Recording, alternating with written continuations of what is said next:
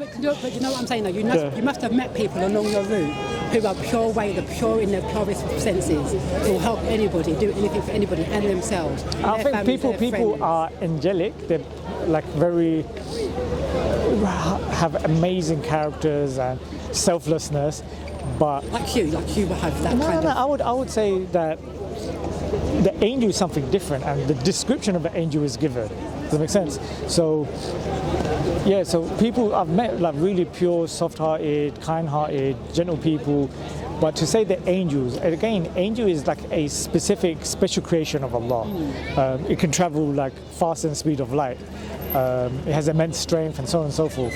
Yeah, but there are some people who instill these things. But look, yeah, like I can't. What would you call those people? Nice people, pious people. Does that make sense? Because I'll be honest with you, I'm a Muslim, right? And I've met some really good Christian people. Do you know what I mean? And with all due respect, I believe that they don't meet the criteria to enter paradise. Okay. Yeah.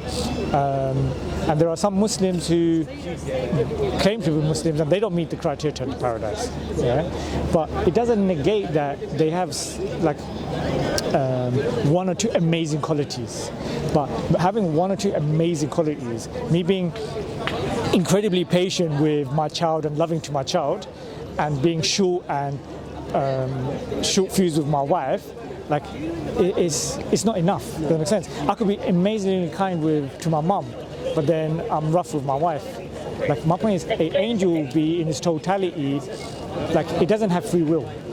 Angels don't have free will, so they are in the pure worship of Allah without choice and in full submission. The thing that makes us human beings we can even excel angels is because we choose to worship Allah. We choose to not follow our desires. Does that make sense?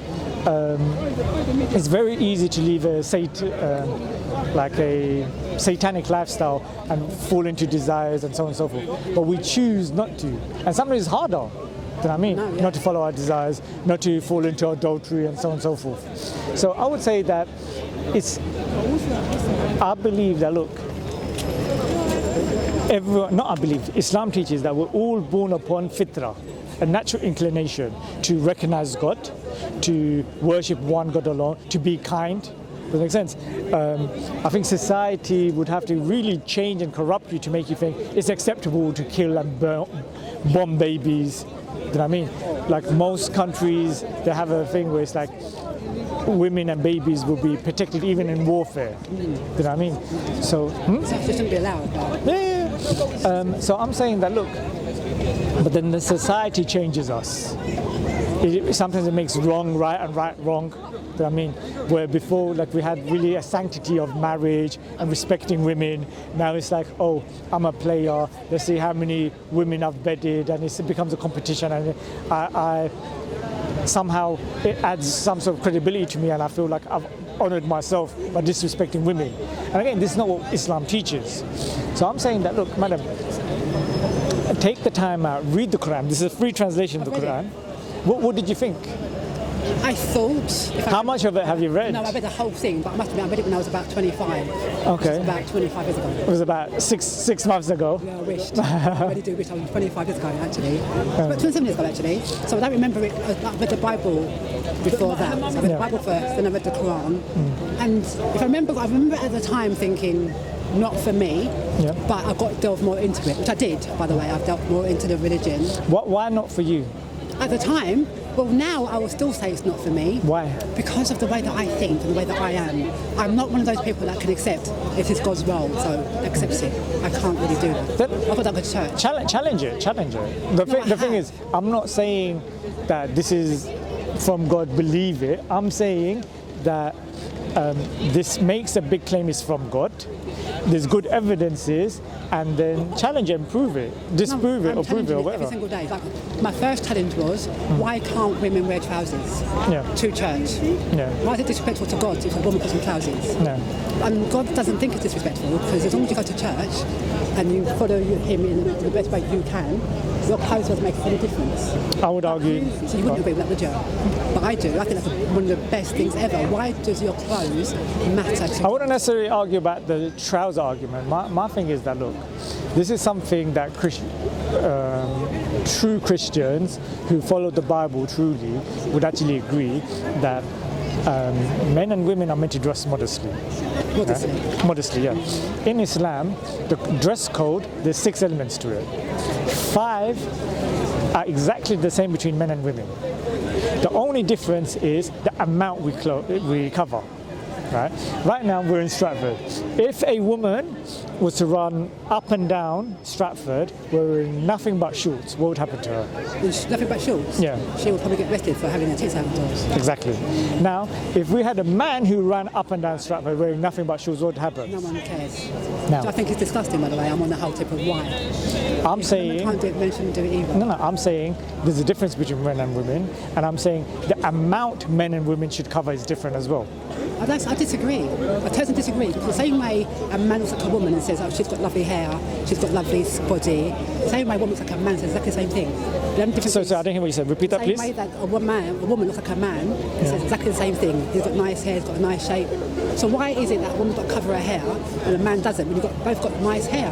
Because yours is short, doesn't make it not nice. No, the reality is first we need to agree if there's a creator. Then we need to agree what the Creator wants from us. And then my simple answer is because Allah said so. What the point I'm trying to make right now in regards to the amount men and women need to cover is based on logic and reason that you can agree on. So you're telling me you use the language with the tits out, which is going to get clipped now. Well, we're filming. Yeah, madam, you got 3 cameras on here. I told them clip you. I thought they were going away. I didn't know they were actually filming. Really? No, seriously. I thought they could. No, I'll be honest with you. I believe you, but I've had people who say that to me, and I don't believe them. But I'm like. But no, look, because no one's behind the cameras. Look, there's no one there. I wish I could turn around. There's no one there. So I literally thought they were going somewhere else. Okay. I saw them do all of this, but it's fine. They were clean. Well, it's a good conversation. I don't think we've said anything. But the point is, so you're telling me a woman shouldn't cover her chest? No. I'm saying if a woman has to do it, so should a man. There shouldn't be anything because she's a woman. Okay, are men and women different? Yes, because we have children. So obviously, men and women are different. We're obviously the stronger ones because we have the children. You can't disagree. No comment. Okay. I would, in some elements, I agree because I think there's a beauty and there's an ability that God's given to women, childbearing and raising children, patience with children. It's miraculous. But you do realise in some countries like Sweden and Switzerland and all those European countries that you can go out with no top on and no one cares. So in some cultures it's okay to have your chest out and no one cares. I would challenge that.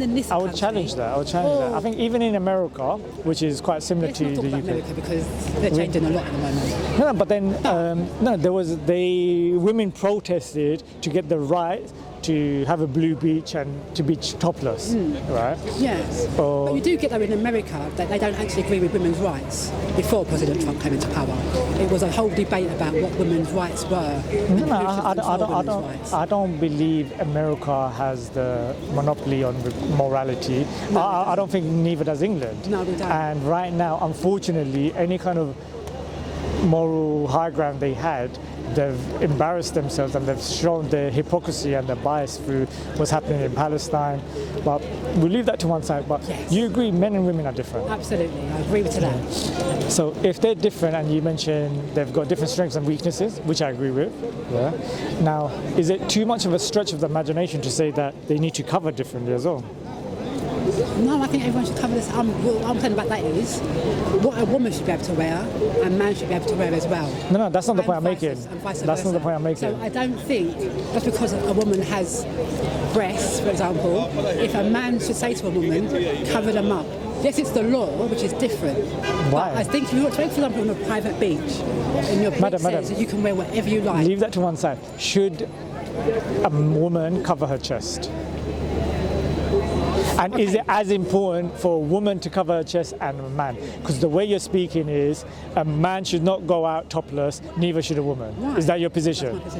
That's my position. Okay. It is. All right. I don't see why I should see big men's bellies with no top on, but they can't see my fat belly because I've got breasts. It's unfair. That's just my personal belief. But what I'm saying is this: because the law says to you, women can't wear their chest bare. That's where your society then brings you up. So to say to me, who I've been grown up with the law of you can't wear your chest out, for me, it's like why they can't men? You're entitled to your opinion, madam. Yes. But I would argue that most people would agree that women need to cover more than men. Only because, though, I think half that's got to do with the fact that that's how they were grown up because of the law says women can't. Men and do women grow are up with different. that. So right now, Yeah, a woman, a man. Sorry, let me just finish. A man is more physically, they're more attracted to visually. Yeah. But women are exactly the same visually. We're attracted to men not because you've got personalities. We like your face first and foremost. We say I like that man's face. But you'd have attracted to him. I will then talk to him. Otherwise, you ain't going to get the bar in. I'm saying generally speaking, men are more physically aroused than women. And right now, do you disagree with that? Yeah. Majority, you're telling me is exactly the same. I'm telling you, probably more. But if you had a group of women who are open and spoken about their sexuality, will tell you that, and I believe this to be true, by the way, that a man can't have a woman unless the woman wants to be had.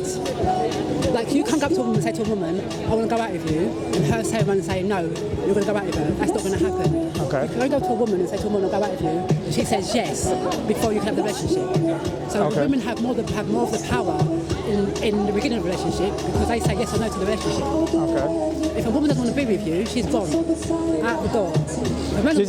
This is a lengthier conversation, and I know I don't have time either. I've got to go. no. But I'm going to give you. I think read it now again. Not right now. No. But Yeah, I think again it's been a while, and I think you can appreciate from a different perspective. yeah, because I'm older and wiser a little bit, not a lot. No comment. Okay, thank you. Thank you so much, madam. I sincerely appreciate it. And I'll be honest with you, if I didn't have prayer time now, I would have actually enjoyed to continue this conversation. Okay, well, happy Ramadan. Thank you so much, madam. You have a lovely day. You too. Take care. Enjoy your Eid when it comes. We will do. Thank you so much, madam. Take care. Assalamu alaikum, everyone. Thank you for the lovely lady, for a lovely conversation. I've liked to have unpacked a lot of the things she was saying, but I need to go for Asr Salah. So, ma salama. Remember us in your dua. Assalamu alaikum. It's Ramadan, people. I need to go and pray. May Allah bless you all. Assalamu alaikum. Why? This is my fault because it didn't lift nothing. Yeah, it's nothing here. Sorry, my brothers. Why? I need to pray. Yalla, Habibi. I applaud you.